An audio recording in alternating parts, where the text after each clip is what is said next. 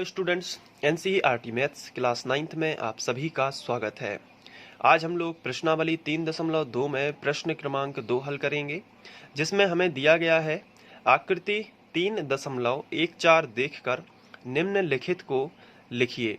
तो आकृति हमें एक आपकी पुस्तक में दी गई है आकृति, तो आप वहां से देख सकते हैं। और उसके साथ साथ यदि आपको मैंने यहाँ पे आकृति बनाई भी हुई है, तो ये देखिए, ये आकृति हमें दी गई है और ये पुस्तक में भी दी गई है, तो वहां से आप रिलेट कर सकते हैं। लेकिन समझने के लिए आप अभी यहाँ पे देखिए, इससे क्या होगा कि आप पूरा का पूरा प्रश्न समझ जाओगे। तो यहाँ ये आकृति देखकर हमें कुछ प्रश्न पूछे गए हैं, जैसे कि बी के निर्देशांक, सी के निर्देशांक, निर्देशांक -3 -5 द्वारा पहचाना गया बिंदु, ऐसे कुछ हमसे प्रश्न पूछे हैं। तो हम एक एक करके सॉल्व करते हैं। सबसे पहले ये हमें एक ग्राफ पर, इस ग्राफ में जो आकृति दी गई है इसको थोड़ा समझ लेते हैं। ये हमें एक्स एक्सिस और वाई एक्सिस दी गई है, यानी क्षैतिज रेखा और ऊर्ध्वाधर रेखा। ये रहा हमारा मूल बिंदु, और ये प्रथम चतुर्थांश है, ये द्वितीय चतुर्थांश है, ये तृतीय और ये चतुर्थ चतुर्थांश है। लेकिन इसमें पहले से ही हमें कुछ बिंदु दिए गए हैं, जैसे बी हो गया, डी, एम, एच, ई, जी, सी। तो इस तरीके से हमें बिंदु दिए गए हैं और इनको हमें बताना है। जैसे आप क्वेश्चन पढ़ लेते हैं। जैसे यहाँ पे लिखा है बी के निर्देशांक, तो बी के निर्देशांक क्या होंगे? तो अब यहाँ पे है बिंदु बी, तो बिंदु बी यहाँ पे है, तो इसके निर्देशांक क्या होंगे? सबसे पहले बिंदु बी कहाँ कहाँ से मिला हुआ है? बिंदु बी यहाँ 2 से मिला है और यहाँ -5 से मिला है। फिर से देखिए, बिंदु बी यहाँ किससे मिला है? 2 से, और नीचे किससे मिला है? -5 से। तो बिंदु बी के निर्देशांक हमें लिखते समय एक बात का ध्यान रखना होता है, और वो बात ये है कि हमें सबसे पहले एक्स अक्ष का अंक लिखना है, उसके बाद ही हमें वाई अक्ष का लिखना है। क्योंकि पहले हम भुज लिखते हैं और उसके बाद ही हम कोटि लिखते हैं। तो भुज कितना है बताइए? -5। तो बिंदु बी के निर्देशांक क्या होंगे? -5 और 2। तो ये भुज हो गया और ये कोटि। तो बिंदु बी के निर्देशांक हो जाएंगे -5 और -2। तो इसका आंसर आप क्या लिख सकते हो? बिंदु बी के निर्देशांक -5 और 2।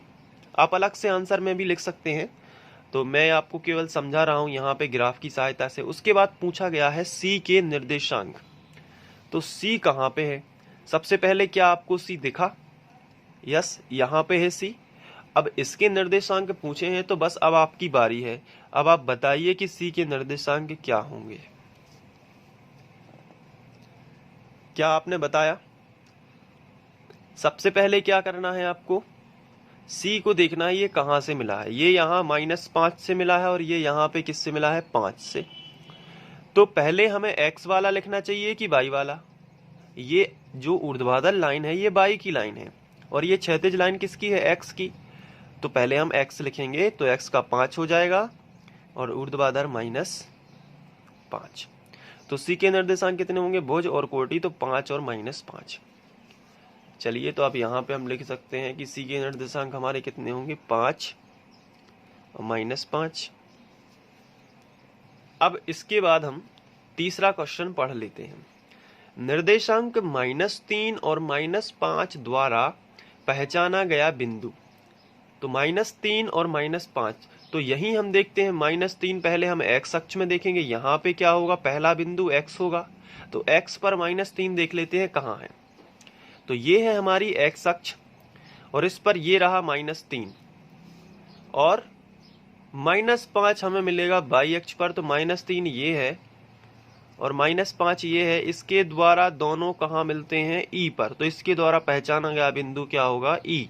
क्योंकि हमसे ये पूछा गया है कि -3 और -5 द्वारा पहचाना गया बिंदु क्या है।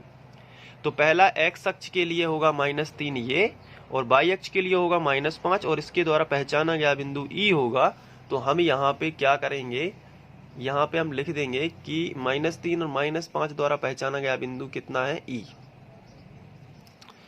इसके बाद चौथा क्वेश्चन है कि निर्देशांक 2 और -4 द्वारा पहचाना गया बिंदु।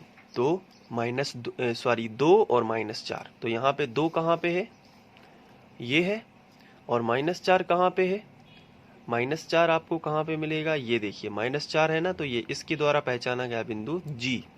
तो यहाँ पे हम लिख देंगे कि इसके द्वारा पहचाना गया बिंदु G। बिंदु D का भुज, बिंदु D देख लेते हैं कहाँ पे है।